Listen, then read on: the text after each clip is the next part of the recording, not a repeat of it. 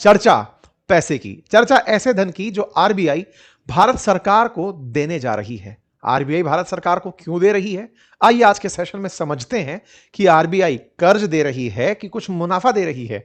साथियों, चर्चा है मुनाफे के हिस्से की, यानी लाभ के हिस्से की, जिसे लाभांश कहते हैं। सुर्खी है कि आरबीआई अपनी कमाई का एक बड़ा हिस्सा भारत सरकार को देने जा रही है।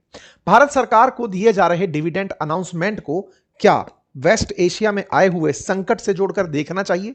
नंबर एक। नंबर दूसरा, क्या भारत सरकार आरबीआई से कर्ज की जगह लाभ में से कट ले सकती है, यानी कि आप कर्ज मत दो, आपने जो कमा लिया उसमें से हमें दे दो। तीसरा, क्या भारत सरकार आरबीआई से पैसे लेकर देश की अर्थव्यवस्था को संकट में डाल देगी? ये सारी बातें आज के सेशन में डिस्कस होंगी।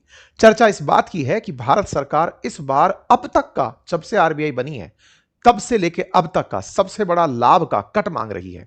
क्या ऐसे में इस कट को लेते समय भारत सरकार देश की अर्थव्यवस्था का ख्याल रख पाएगी, या रिवर्स कहें, इस चल रहे आर्थिक संकट के दौर में जिस समय दुनिया भर का प्रेशर भारत पर बना हुआ है, तेल महंगा आ रहा है, पेट्रोल डीजल की कीमतें बढ़ चुकी हैं, उस समय पर आपके द्वारा इस तरह का जो प्रयास किया जा रहा है, क्या ये उस संकट से निपटने की तैयारी कंसीडर किया जाए? इसलिए आज का ये सेशन इंपॉर्टेंट होता है कि वजह क्या है, आरबीआई कर कैसे सकती है, कारण क्या है, और आरबीआई इसे करती है तो कमाती कहां से है? कमाने के लिए सरकारी संस्थाएं होती हैं क्या? सरकार का काम तो एक्सपेंशन होता है, जनता पर खर्च करना होता है, तो ये कमाई कैसे? इन सारे छोटे मोटे प्रश्नों का जवाब आज के सेशन में जरूर दिया जाएगा, क्योंकि हेडलाइन है कि RBI may pay highest ever dividend to help centre tackle West Asia crisis. ठीक है सर, चलिए सर, सबसे बड़ा सवाल कि आरबीआई अपना हिस्सा भारत सरकार को क्यों दे रही है, इसके असर क्या होंगे, ये कैसे दे सकती है? पिछले साल इसने 2.69 लाख करोड़ रुपए दिए थे, तो इस बार कितना देगी? ये पूरे 10-15 साल का मैंने आपके सामने इतिहास रखा है। जब मोदी गवर्नमेंट नहीं आई थी उस समय भी, और अब जब सरकार 10 साल से साथ में चल रही है तब भी, 12 साल से ये पूरा सरकार का लेखा जोखा है। 12-13 में जब 33,000 करोड़ दिए थे लाभ में से निकालकर, 13-14 में 52,000 करोड़ दिए, 14-15 में 65,000 करोड़ दिए, ऐसे ये लाभ बढ़ता चला गया। 16-17 में 30,000 करोड़ दिए, 18-19 में 2.25 लाख करोड़ दिए, फिर 19-20 में 57,000 करोड़ दिए। लेकिन साहब 23-24 और 24-25 का वित्त वर्ष देखें तो 2.25 लाख करोड़ और 3.25 लाख करोड़ रुपए आरबीआई ने निकाल करके बैंकों को दिए। ठीक है साहब, ये हो गई चर्चा। ओके, आरबीआई ने भारत सरकार को दिए, इसलिए अब यह हेडलाइन बड़ी हेडलाइन कंसीडर की जा रही है कि आरबीआई कैसे लाभ कमा कर देती है। अल्टीमेटली लाभ कमाती कैसे, आरबीआई कमाई कैसे करती है, आरबीआई का रोल क्या होता है, क्या स्टेट बैंक ऑफ इंडिया की तरह रिजर्व बैंक ऑफ इंडिया भी काम करती है? इन सारी बातों को समझते हैं, लेकिन एक छोटी सी बात जान लेते हैं। बात यह कि आरबीआई को बैंकों का बैंक कहा जाता है, यानी आगे बढ़े उससे पहले यह जान लें कि बैंक पैसे कैसे कमाता है। तो जवाब है साहब, बैंक कमाता है, आप में से कुछ लोग पैसा जमा करते हैं, कुछ लोग लोन लेते हैं। जमा करने वालों के पैसे को जब किसी लोन वाले को दे दिया जाता है तो बस यहीं पर पूरा खेल बैंक कर जाती है। आपने जमा किया, आपसे कहा आपको 5% ब्याज देंगे, 6% ब्याज देंगे। आपने उधार मांगा तो आपसे कहा कि आपको 7% ब्याज हमको पे करना पड़ेगा या 9% ब्याज पे करना पड़ेगा। ये जो ब्याज का घालमेल है 3-4% का, यही बैंक की कमाई होती है। सर 3-4% से कैसे काम चलेगा? सर हर 100 रुपए पे 3 रुपए आपके अगर हो गए तो आप सोचिए लाखों करोड़ रुपए के बजट में से आपके पास 3% भी कितना बड़ा अमाउंट बनकर आएगा। और यही अमाउंट घूम घूम कर, यानी कि उस बचत को भी कर्ज पर देकर उसको भी आगे पैसे से पैसा बनाने में इस्तेमाल किया जा सकता है। तो अगर बैंक ऐसे कमाती है तो फिर आरबीआई कैसे कमाती है? आरबीआई बैंकों को भी एज ए कस्टमर ट्रीट करती है। एक बैंक से जमा करवाया, दूसरी बैंक को उधार दिया, इससे ब्याज कमाया। क्या केवल यही है? अरे नहीं साहब, आरबीआई के पास बहुत सारे तरीके हैं आरबीआई के ऊपर कि आरबीआई कैसे कमाती है। तो देखो, आरबीआई की पहले तो थोड़ी सी ऐतिहासिक जानकारी जान लो। ये बनाई क्यों गई थी, क्या इसकी कहानी थी, इसका असल उद्देश्य क्या था? तो देखो, देश के अंदर महंगाई कंट्रोल रहे, समझो आज भी इसका यही सबसे बड़ा उद्देश्य है। देश में अपनी करेंसी का फ्लो बना रहे, ये इसकी सबसे बड़ी जिम्मेदारी है। देश के अंदर नोट की जो प्रिंटिंग है वो ये सुनिश्चित करे, इसकी जिम्मेदारी है। देश में महंगाई ना बढ़ना आपके लिए हो सकता है कि एक छोटी खबर हो, लेकिन उन देशों से पूछो जहां लाख % तक महंगाई बढ़ गई है, इसका मतलब महंगाई नियंत्रण इसके एक मेजर टास्क में से एक कंसीडर किया जाना चाहिए। करेंसी इशू करना हो, अपने देश में जितनी बैंक चल रही हैं उनको रेगुलेट करना हो, और विदेशी मुद्रा के भंडार को मेंटेन करना हो, यह आरबीआई के प्रमुख काम है। तो आरबीआई ना केवल प्रिंट करती है नोट को, देश के अंदर मॉनेटरी पॉलिसी अप्लाई करके महंगाई को नियंत्रित करती है, विदेशी मुद्रा भंडार के देश के अंदर भंडार को मैनेज करके चलती है, और बैंकों के लिए बैंक का काम करती है। बैंकों के लिए बैंक ही नहीं अपितु उनके रेगुलेटर के रूप में भी काम करती है। अर्थात यह अपने कुछ क्वालिटेटिव और क्वांटिटेटिव मेजर्स के माध्यम से बैंकों पर नियंत्रण स्थापित रखती है। जैसे अगर बैंकों को पैसा चाहिए तो आइए आप हमारे पास उधार लेने आइए, तो बैंक से पैसे लेकर के, मतलब बैंक ने अगर जैसे मान लीजिए एसबीआई ने कहा कि मुझे 1000 करोड़ चाहिए, तो लो भाई ले जाओ, इतने परसेंटेज ब्याज लगेगा। तो बैंकों के लिए बैंक का काम किया। लेकिन ऐसा नहीं है कि ब्याज में ही आप याद करोगे इनको, नहीं, आपको कमर्शियल बैंक होने के नाते आरबीआई की बातें माननी पड़ेंगी। जैसे आपको एसएलआर कह रखा है कि इतना करोड़ रुपए अगर एनडीटीएल है आपके पास, नेट टाइम एंड एनडीटीएल अगर आपके पास है, नेट डिमांड एंड टाइम जो डिपॉजिट है अगर आपके पास, तो ऐसे में आपको इतना परसेंटेज इस धन का बैंक में ही रखना पड़ेगा। यह एसएलआर के तहत, स्टेटरी प्रावधान के तहत तय किया जाएगा। यानी कमर्शियल बैंकों के लिए ना केवल यह एक बड़ी संस्था बनकर बैठी रहती है, अपितु उनकी मदद भी करती है कि तुम्हें पैसा चाहिए उधार, ले जाओ, ब्याज देके जाना। तुम्हारे पास ज्यादा जमा हो गया, हमें जमा करा दो, मैं तुम्हें ब्याज दे दूंगा, जिसे रिवर्स रेपो रेट के नाम पर किया जाता है। आपको इतना कैश पूरे टाइम बैंक में रखना ही है, यह तय करती है कौन? आरबीआई। तो यह सब तरह से ना केवल बैंकों को मैनेज करती है, बल्कि उनके लिए मददगार भी साबित होती है। इसी मदद से वो पैसे भी प्राप्त करती है। तो इस पूरी प्रक्रिया में आज क्या मसला है? मसला है कि आरबीआई इस कहानी में कमाकर कहां से लाती है। जब ये जिम्मेदारियां हैं उसकी, तो लाभ कैसे कमाती है, प्रॉफिट कैसे कमाती है? तो सबसे पहली बात, बैंकों को कर्ज देकर कमाती है।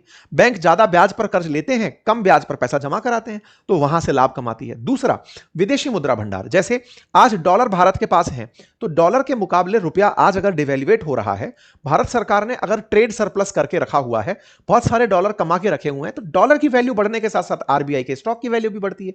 तो फॉरेक्स रिजर्व होने की वजह से वैल्यू इंक्रीज होती है, वो भी उसकी कमाई होती है।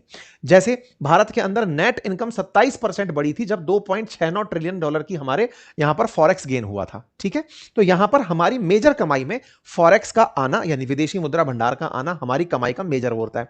दूसरा, आपने विदेशी सिक्योरिटीज अगर रखी हुई हैं, तो उसके ऊपर, जैसे आपने किसी देश के अंदर निवेश किया हुआ है, बैंक ने किया हुआ है, तो उस पर ऊपर से इंटरेस्ट कमा करके ये लेकर आती हैं। ऐसे ही डोमेस्टिक सिक्योरिटीज, डोमेस्टिक सिक्योरिटी कैसे समझिए? जीसैक बोलते हैं इसको, गवर्नमेंट सिक्योरिटी की तरह से समझिए। कई बार भारत सरकार आरबीआई से कर्जा मांगती है कि हमें इतना पैसा दे दो, तो भारत सरकार से भी आरबीआई कहती है कि सुनो, दे तो देंगे, लेकिन कहो कि इतना परसेंटेज ब्याज पर लौटाओगे। इस पूरी विधा को हम गवर्नमेंट सिक्योरिटी कहते हैं। तो गवर्नमेंट अपना बॉन्ड लिखकर कहती है कि मैं भारत सरकार आपको वचन अदा करती हूं कि साहब मैं इतना पैसा आपको रिटर्न करूंगी। तो उस गवर्नमेंट सिक्योरिटी से भी ये लोग पैसा कमाकर निकलते हैं। ठीक है, ऐसे ही इंटरेस्ट इनकम जो आती है ना, वो यहीं से सरकार से भी ये लोग कमाकर निकलते हैं, और बैंकों से तो कमा ही रहे हैं। तो इन तमाम चीजों से ये अपने इनकम कमाती है। सरकारी बॉन्ड जारी जब होते हैं, तो बॉन्ड क्या करती है सरकार कि साहब हमसे ये बॉन्ड पकड़ लो कि इतना पैसे में इतना पैसा लौटा देंगे। लाख रुपए मान लीजिए भारत सरकार ने आरबीआई से मांगा, लाख करोड़ मांग लो, तो उसको 1% के साथ रिटर्न करेंगे, ये कमिटमेंट है। तो ऐसा करके आरबीआई भारत सरकार से पैसा कमाती है। नोट छापती है। आप पूछेंगे फिर तो सर कितना भी पैसा कमाया जा सकता है। जितने देश के असेट हैं उसके कंपैरिजन में आप नोट छाप सकते हैं। देश की जीडीपी से बाहर आप नहीं निकल सकते, देश की असेट वैल्यू से बाहर आप नहीं निकल सकते, उतने ही नोट छापने का इसके पास काम होता है। और ऑपरेशन यानी ओपन मार्केट के माध्यम से कि बॉन्ड खरीदे और बेचे, इनके माध्यम से भी ये पैसा कमाने का काम करती है। दुनिया भर के बहुत से देशों में, जैसे यूएई का जो सॉवरेन फंड है, वो दुनिया भर में निवेश करके चल रहा है, तो आरबीआई भी किसी दूसरे देश के अंदर निवेश करके लाभ कमा सकती है। तो इस प्रकार से ये मुनाफा कमाती है। ठीक है साहब, अब सबसे बड़ा सवाल यह है कि अपने मुनाफे को कंट्रोल करने का कोई सिस्टम है इसका? बिल्कुल है। ये अर्थव्यवस्था में तब तक टांग नहीं लगाती जब तक उसके तय किए हुए मानकों पर बाजार चल रहा होता है। जैसे आरबीआई की एक मॉनेटरी पॉलिसी कमेटी है, उसने ये नियम बना रखा है कि देश की महंगाई 2 से 4% बढ़नी चाहिए, +-2, मतलब 2% से लेकर 6% तक साल की बढ़े तो चलेगा।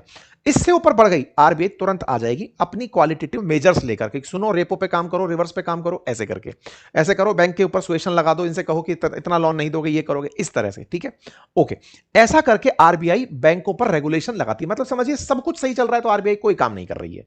लेकिन अगर कुछ भी अर्थव्यवस्था में इधर उधर हो रहा है, जैसे रिसेंटली आपने देखा कि भारत सरकार ने कहा कि गोल्ड मत खरीदो, फर्टिलाइजर मत खरीदो, तेल मत खरीदो, ये सब क्यों कहा? क्योंकि फॉरेक्स रिजर्व गड़बड़ हो रहा है। तो फॉरेक्स रिजर्व गड़बड़ होने की सूचना आरबीआई ने भारत सरकार को को दी है कि सर सुनो मामला बिगड़ रहा है, कुछ आदेश करने पड़ेंगे आपको। इन सब में आरबीआई एक्टिवेट होती है, ठीक है। तो कुल मिलाकर आरबीआई कैसे काम करती है वो सवाल है। अब सवाल बनता है तो रिजर्व बैंक ऑफ इंडिया अपनी इनकम का करती क्या है? तो देखो, पहले तो अपनी इनसिक्योरिटीज को फुलफिल करती है, लेकिन अपनी इनसिक्योरिटीज को फुलफिल करने के बाद, जैसे कि भाई अगर मान लो कि आरबीआई से पैसा मांगने एसबीआई आ गई कि मैंने जो रखा था वो पैसा वापस दो, तो पैसा देने के बाद भी थोड़ा फंड उसके पास भी हो, इसके बाद में आरबीआई बचे हुए पैसे को लाभांश के रूप में, यानी कि अपनी कमाई के हिस्से के रूप में भारत सरकार को रिटर्न कर देती है। तो भारत सरकार को रिटर्न करना क्या संभव है? बिल्कुल है। आरबीआई के एक्ट के अंदर बाकायदा ये मेंशन है, उसके पार्ट के अंदर सेक्शन 47 के अंदर, आरबीआई एक्ट चैप्टर नंबर 4 उसके सेक्शन 47 में लिखा हुआ है अलोकेशन ऑफ सरप्लस प्रॉफिट। मतलब आरबीआई ने अगर ज्यादा कमा लिया है तो अपने प्रॉफिट का लाभ का हिस्सा वो भारत सरकार को दे सकती है। अब सवाल ये बनता है कि साहब कितना दे सकती है? तो इसके लिए रेगुलेशन ये है कि देखो, रियलाइज्ड इक्विटी यानी कि जो वास्तविक रिजर्व है ना, उसका कॉन्टिजेंट रिस्क बफर वो पहले तय कर लिया जाए कि ये मुझे आकस्मिक रूप से इतना पैसा जरूरी पड़ेगा। दूसरा, आपके पास जितने भी उतार चढ़ाव है उनको एक बार रिवैल्यूएट कर लो, उनकी परसेंटेज दी हुई है, जैसे टोटल इकोनॉमिक कैपिटल की जो सीमा है उसको 20 से 25% के बीच में कहीं फिक्स किया हुआ है। ऐसे ही जो सीआरबी है, सीआरबी बोले तो कॉन्टिजेंट रिस्क बफे, उसको 5.5 से 6.5 के बीच में किया हुआ है, बोले इतना रख के बाकी पैसा तुम डिविडेंड का दे सकते हो। ओके, जब दे सकते हो तो बवाल क्यों मचता है? कौन सा बवाल? विमल जालान कमेटी का बनना और उससे पहले उर्जित पटेल का इस्तीफा देना। क्या कहानी थी? असल में 2018-19 में एक गवर्नर साहब हुए जिनका नाम था उर्जित पटेल। उर्जित पटेल से भारत सरकार ने कहा कि हमें 2.5 से 3 लाख करोड़ रुपया आप अपनी आरबीआई में से निकाल कर दो, डिविडेंड के रूप में दो, हम बॉन्ड से नहीं मांग रहे। उर्जित पटेल ने मना कर दिया कि सर इससे अर्थव्यवस्था गड़बड़ा जाएगी, मैं 2-3 लाख करोड़ रुपए आपको नहीं दे सकता। भारत सरकार ने कहा कि हमारा आदेश है, बोले आरबीआई ऑटोनोमस है, हम आदेश नहीं मान सकते। तब भारत सरकार को याद आया कि उनके पास एक एक्ट है, आरबीआई एक्ट है, और उसका एक सेक्शन नंबर 7 है जिसमें भारत सरकार चाहे तो आरबीआई में इंटरफेयर कर सकती है। तो उस समय इस एक्ट के इस्तेमाल की बारी चली आई। उर्जित पटेल इस बात से नाराज हो गए कि यार सेक्शन 7 मेरे मना करने के बाद भी अगर सरकार कर रही है तो फिर मैं क्या कर रहा हूं। उर्जित पटेल ने अपने पद से इस्तीफा दे दिया। पद से इस्तीफा दिया तो दुनिया भर में, देश भर में इस बात की चर्चा छिड़ने लगी कि आरबीआई पर भारत सरकार का प्रेशर बढ़ता जा रहा है, भारत सरकार के लिए आरबीआई काम करती है लेकिन उसको दबाया जा रहा है, अर्थव्यवस्था के साथ खिलवाड़ हो रहा है। तो भारत सरकार ने उस समय सेक्शन 7 को रोक करके विमल जालान समिति बनाई और समिति बनाकर उसको काम दिया कि तुम ही बता दो कितना पैसा दे सकती है आरबीआई। तो उसके बाद बनी हुई, जो पूर्व गवर्नर थे विमल जालान, उनकी अध्यक्षता में समिति बनी और उसने ये तय किया कि इतना सीआरबी होना चाहिए, इतना वैसा होना चाहिए। उस परसेंटेज को ध्यान में रखते हुए भारत सरकार को 2.25 लाख करोड़ रुपए डिविडेंड दिए गए। भारत सरकार 2 से 3 लाख करोड़ मांग रही थी, 2.25 लाख करोड़ रुपए भारत सरकार को लाभ में से निकालकर दिए गए। उर्जित पटेल का इस्तीफा हुआ और विमल जालान समिति की रिकमेंडेशन माना जाना शुरू हो गया। तो इस बार जो लाभांश मिल रहा है ये कितना होगा, इसकी सूचना जैसे ही आएगी आपको बताएंगे। लेकिन हां, ये जानकारी लाभांश की जो है मैंने आपको दे दी। अब सवाल ये, क्या केवल भारत में ऐसा होता है? दुनिया में कहीं और भी होता है, बहुत सी जगह होता है, बहुत सी दुनिया के देश पैसा कमाते हैं। जैसे फेडरल रिजर्व बैंक जो अमेरिका का है वो कमाता है, चाइना का कमाता है, जापान का कमाता है, और सबके अपने तरीके हैं अपने ऑपरेशन होने के। लेकिन हां, लाभ कमाकर सरकार को देना, यही तो सरकार की मंशा है, तभी तो सरकार इन पर अपना नियंत्रण रखना चाहती है। फिलहाल के लिए भारत सरकार को कितना मल्होत्रा साहब देंगे ये तो आने वाला समय पता चलेगा। लेकिन हां, आरबीआई की तरफ से उम्मीदें काफी भारत सरकार लगा रही है ताकि सरकार का घाटा घटे और उन्हें फायदा हो। ऐसा क्यों? क्योंकि ऑलरेडी भारत सरकार को 1600 से 1700 करोड़ रुपए पर डे तेल के इंपोर्ट पर सरकारी कंपनियों के घाटे के रूप में देखने को मिल रहा है। इसीलिए इस बात की उम्मीद की जा रही है कि भारत सरकार अपने खर्च को दबाने के लिए, गिरता रुपया बचाने के लिए, डेफिसिट को कंट्रोल करने के लिए, इंपोर्ट बिल को मेंटेन करने के लिए आरबीआई से लाभांश लेने के साथ घूम रही है। ठीक है साहब, उम्मीद है आपको यह जानकारी समझ आई होगी। अगर समझ आई हो तो अपने साथियों से साझा करें। चैनल पर नए हैं तो सब्सक्राइब